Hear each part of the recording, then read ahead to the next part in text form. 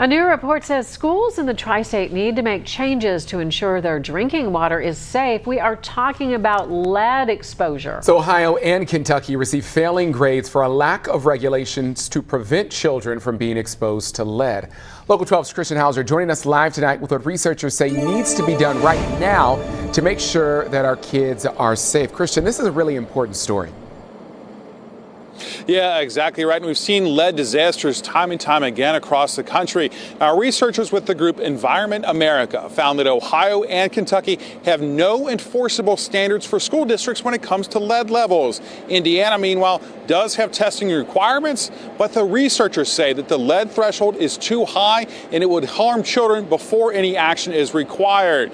Those researchers say that there need to be safeguards in place to keep even minuscule amounts of lead from getting into our children's drinking fountains.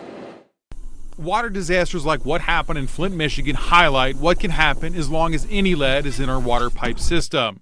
But it goes beyond just lead pipes. Lead solder was used in joints for years, and that can cause it to leach into water supplies as well. John Rumpler with Environment America says testing every now and then is not good enough for our children. Whether you're going to find the lead that's actually in the water in the little sample that you take out of the tap is going to depend on how long the water's been sitting in contact with the lead, temperature, vibration, pH, all kinds of other factors. Rumpler says instead of waiting for a positive lead test result, districts should take a proactive approach. We need to replace old fountains with water bottle stations that have filters certified to remove lead.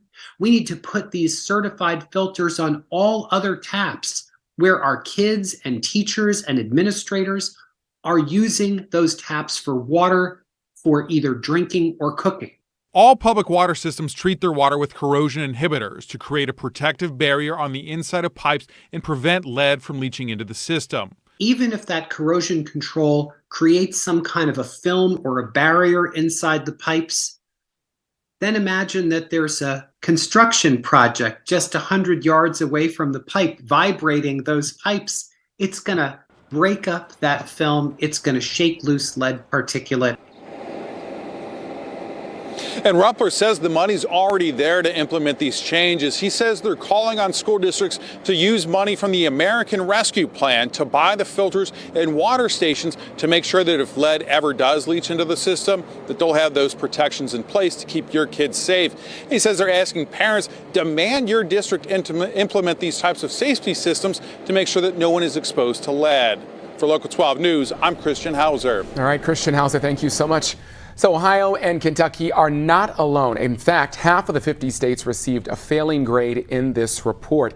You can see which states fared better in the online version of Christian's story. Head to local12.com or get there even faster with the free Local 12 News app. And once you're there, click on the Lead Water Report article.